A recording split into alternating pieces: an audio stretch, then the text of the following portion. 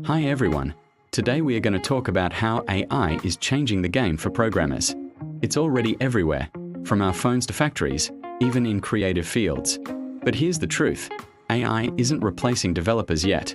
What it can do is make us work 10 times faster. That's why in this video, I'm sharing the best AI tools every programmer should be using in 2025. Why should you care about using AI tools? Well, let me put it this way.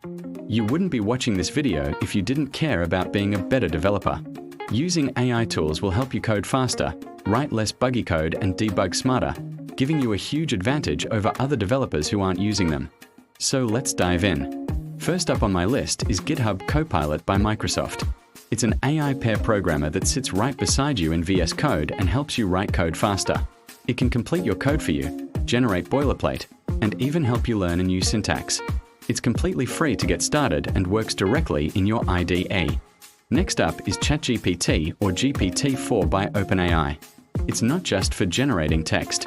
You can use it to debug your code, get documentation, do code reviews, and even get explanations about your code. It's great for generating code logic and refactoring ideas. And it's completely free to use with a few limitations.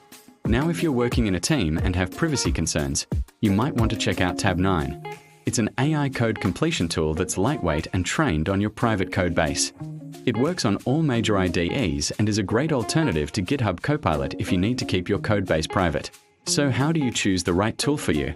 Well, it depends on your workflow. Are you a solo developer or part of a team? Do you work on front-end, back-end, or full-stack projects? Which IDE do you use? There are a lot of factors to consider. The best approach is to try out one or two and see which one boosts your productivity the most.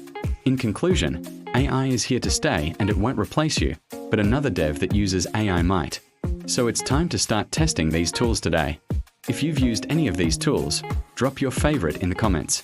And don't forget to like and subscribe for more dev content. Thanks for watching and I'll see you in the next one.